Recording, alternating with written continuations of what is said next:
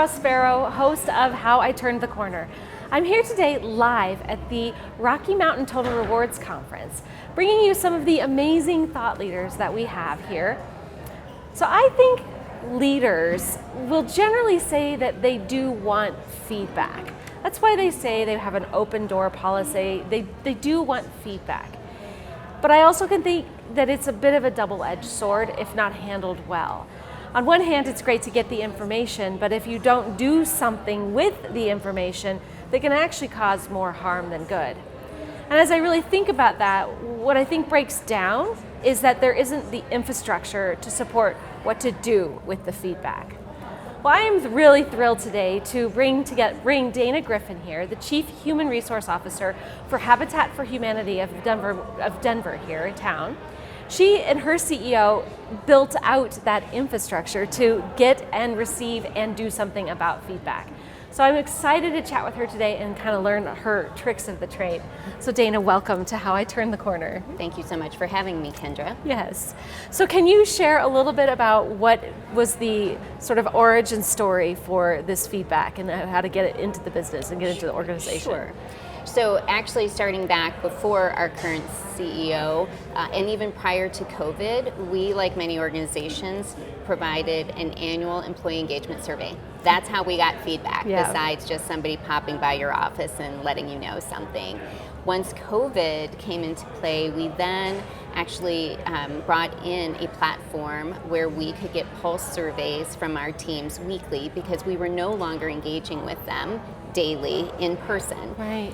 Once we were through COVID, about 18 months, 2 years after, we've moved that to monthly pulse surveys. So I do want to be talking about the fact that some of this infrastructure was pre-built. Sure. But the fact that we have those monthly surveys, and then we've added back the annual culture surveys where we're also getting more extensive feedback from our teams. And then with the new CEO who came on board 2 years ago with an open door policy, really wanting to lean into our clear windows value, which stresses kindness and clarity, but also transparency, authenticity, and holding ourselves and each other accountable. It was super important for us then to really ensure that all of these things we've been using had not only the platform to collect the feedback, but also how are we truly addressing it and sharing it back with our teams. So in addition to those two platforms that we have, we've also included now an idea box. Idea box for suggestions versus concerns or complaints. So we have all these avenues and channels for people to give us feedback, and that's how we're collecting it. What we then do with it is we are responding to that feedback that we get from those pulse surveys. Myself and our CEO can see all of the feedback that's coming through anonymously, and we can ensure that somebody is responding back to, hey, why don't we do this program? Or can you tell us what we're going to do in light of the city and county of Denver's minimum wage increase and those types of things. With the annual engagement survey, we share out all of the feedback that we're getting, what our ratings are, where people are happy, where our net promoter scores are higher or lower based upon department, based upon demographics. But we also meet with each of what we call our divisions, just because I think that's what your audience will be able to understand. We have construction teams, we have our retail teams for our restores that are here in Metro Denver, and then we also have our administrative teams. And each group has different concerns or different areas where they want us to focus. So we host what I would call a town hall meeting with each one of those groups to be very transparent about here's what we've heard, here's what we're already working on, here's what's going to be short-term or long-term strategies for us, but we're also extremely clear about what we're not going to do and those types of things. So I think it's been great to have a partner in our CEO and truly all of our strategic leadership team that takes their role of being clear, transparent, but also recognizing we have to hold ourselves and each other accountable to what we say we're going to do. So that's probably a very long-winded answer. No, I think it's great though. So I think, so let me maybe summarize it for the listeners in a way too, just because I think this is so important. The employee engagement survey is just not going to be enough because it is once a year. I think they're fabulous, and they're also, though, not only just once a year, they're also that moment in time Correct. on how that person felt that day possibly. And so we might not always get even the accurate data to say here's what needs to change if we only rely on an employee engagement survey. Correct. And so then being able to have this more pulse, office vibe is what Right. you're using, Correct. right? Yes. Where you're getting more of this feedback more regularly. Then now you have even more information to really work with to say, okay, now we're seeing a trend. You know, the employee engagement survey might have said this one thing, but now over the course of the last 6 months, it's continuing to get worse or get better, right? Correct, yes. Yeah. And then you're taking action on it. Whether the action is we're not going to do anything, but you're at least communicating that. Correct. Or, yes, these are the things we're going to be doing to improve this particular area. And I think that is so important because communicating even if we're not doing something is just as important as communicating we are going to do something. Right. Yes. Has that been your experience? Absolutely. I think our teams, especially since our new CEO, and when I say new, he's been with us 2 years, his name's Jaime Gomez. Since he's come on board, I think they feel like we are truly living into that clear windows value, and it's being able to say we hear you and we understand your perspective, but we also have this business need, and this is why we're making this decision. So, anything from, I feel like every employee should make a minimum of $70,000 and those types of things, or be able to afford a Habitat home. I mean, those are really important suggestions or concerns that our employees have, potentially, and many other employees throughout Metro Denver, just because of the cost of living. How do we explain that we price our positions to the cost of labor and make it clear and in layman's terms for them, so they're not just feeling like we're like, yeah, doesn't matter, we're not going to do that.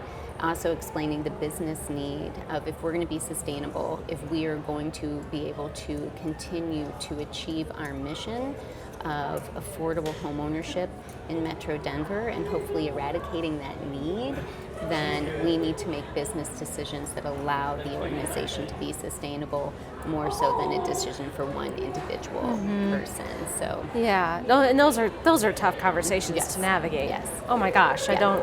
I don't envy you for that one at all, No, because that is really hard. Right, That is really right. hard. But being open and transparent with it, is it helping with mitigating the conversation, or is it still coming up? I think what is helpful is, especially when you have the opportunities like the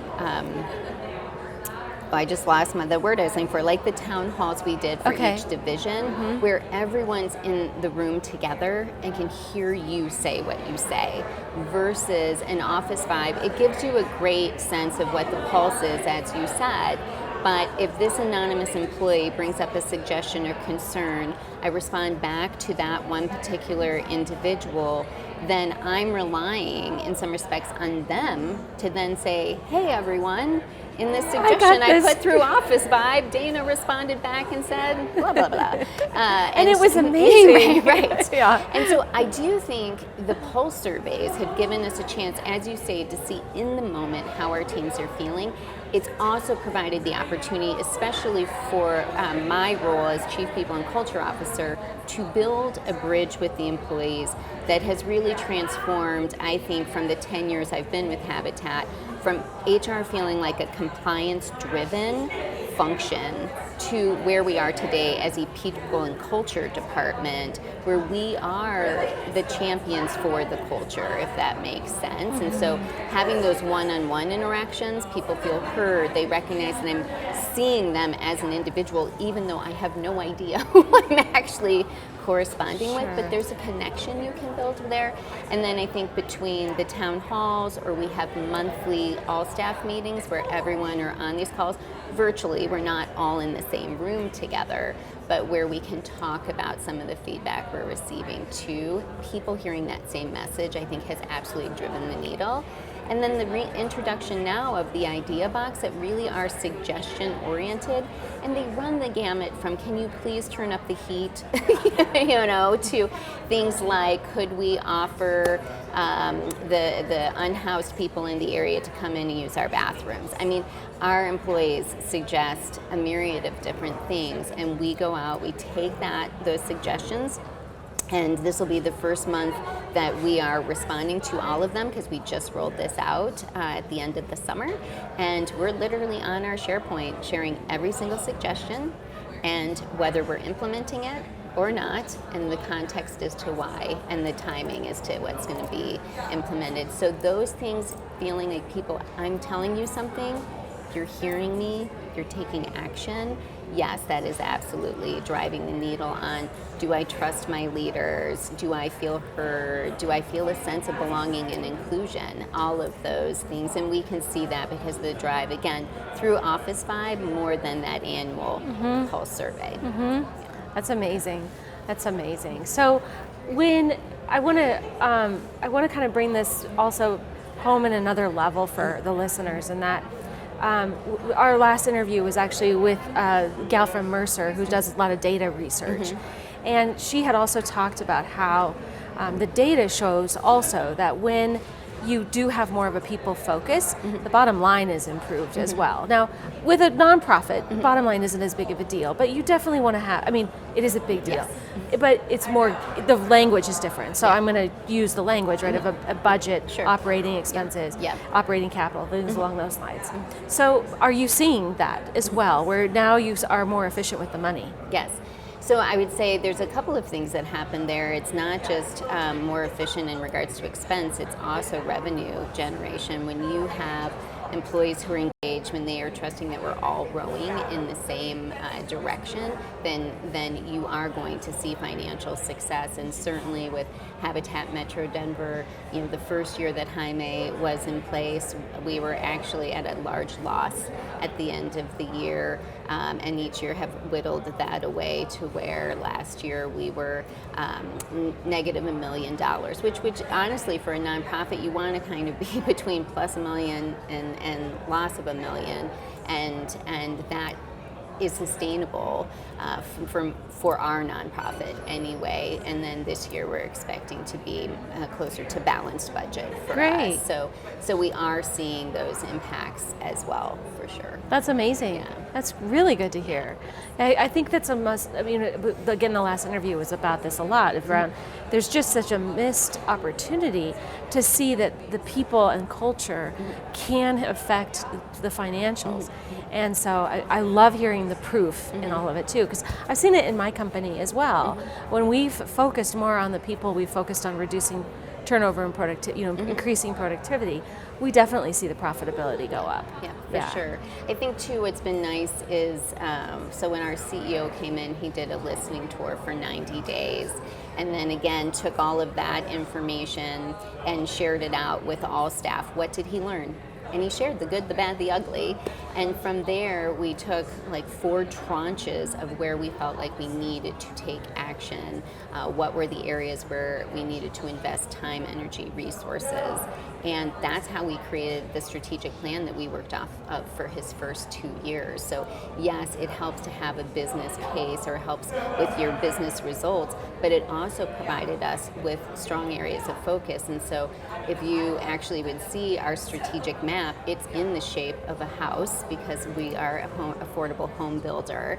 And the foundation of that is people and culture. But we're very clear that our goals there are to strengthen our culture as well as invest in people. Then from there, your first floor is going to be all about operational efficiency. Your second floor is all about financial flexibility. And then last, the roof is the actual housing impact we have here in Metro Denver. But we've really focused on how do we strengthen our culture, which again goes back to the listening, the feedback, the open doors, all these different channels. And then, okay, we've heard you. You want investment in professional development opportunities. You want more moments of connection, not only to our mission, but to each other as employees and those types of things. And so it's really provided us clarity as, again, where to focus our energies as an organization. Wow. Yeah.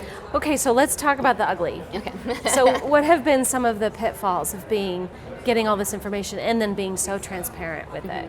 So I think when I was referring to ugly, I mean some of the things that we're just not doing well, but I will pivot and say the ugly that you're asking about. I think probably The hardest information we had is in the first employee engagement survey we did once Jaime had started as our CEO.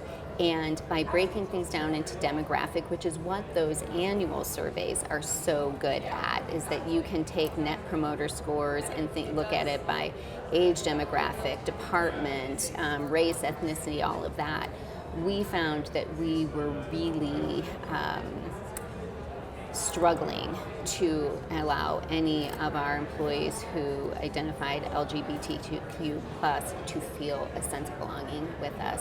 And I can share that the overall demographic for our employees was a +4, which is good. But for LGBTQ plus employees, it was a -67. Oh, wow. And that was highly alarming. Yeah. I mean, these are all persons who are members of our team that we know, love, are competent in their jobs, are mission driven, and those types of things. And so that really set us on a path of looking for a way to grow empathy and allyship within the organization, not trying to stress any type of view or acceptance or anything like that, but more so, how can we create empathy for all employees so that they can understand what it feels like to be an LGBTQ plus employee here at Habitat.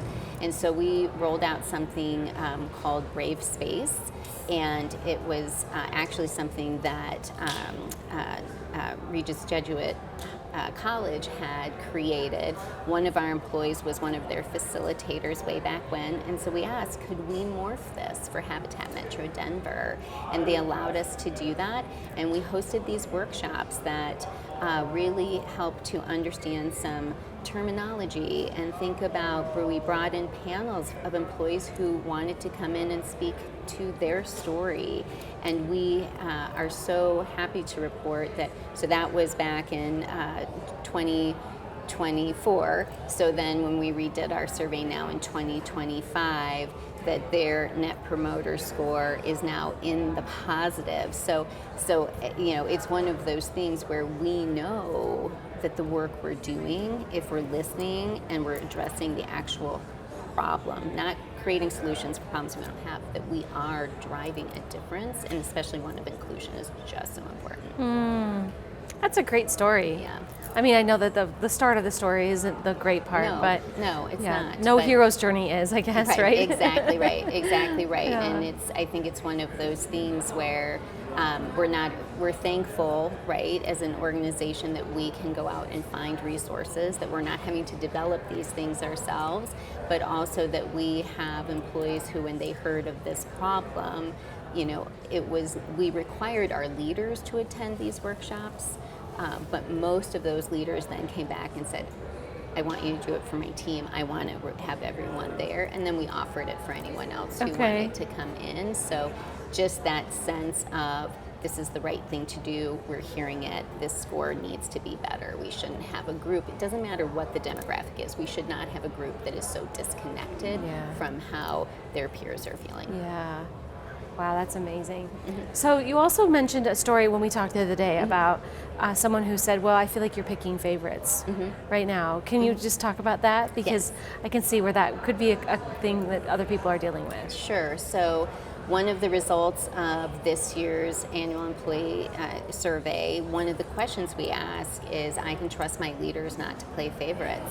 And it was one of the lowest scores about leadership across the affiliate. So it didn't matter whether it was a construction team, a restore team, or an administrative team.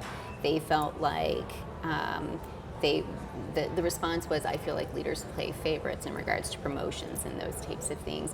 And it was interesting because our CEO really took exception to that. And so at each town hall, he would bring that up and say, this is what someone who we want to develop in the organization. Here are the characteristics they have. Here's what they're doing. So they're dependable. they produce high quality work, and they are helping their peers. They're leaning into our cultural blueprint values, all of them, not just one of them, all of them. They're self-motivated. They're taking initiative for their own career development. They're asking for projects when they have extra time, or they're letting their manager know they want to grow. They are showing up in meetings and being present and not on their phones and those types of things, and was really adamant that if you feel like I'm playing favorites, then you can start doing those things and you'll be my favorite too. Yeah. You know what I mean? Yeah. And kind of like, I want those employees too. Right, Yeah. exactly. And I think it was very telling for individuals, because you could kind of see obviously it was a lot of people to have the rating that we did for that, but we don't know who said that. But just across the room, you could see the head nods and those types of things. And I think one of the unintended consequences of people knowing that you're going to take feedback and you're going to listen to it and you're going to take action and you're going to be accountable means that they are also then expecting for themselves to be held accountable. So I feel like we are in a much stronger place right now to be addressing performance, because we are showing that we're going to hold ourselves accountable. We're going to do what we say we're going to do. And so it's interesting.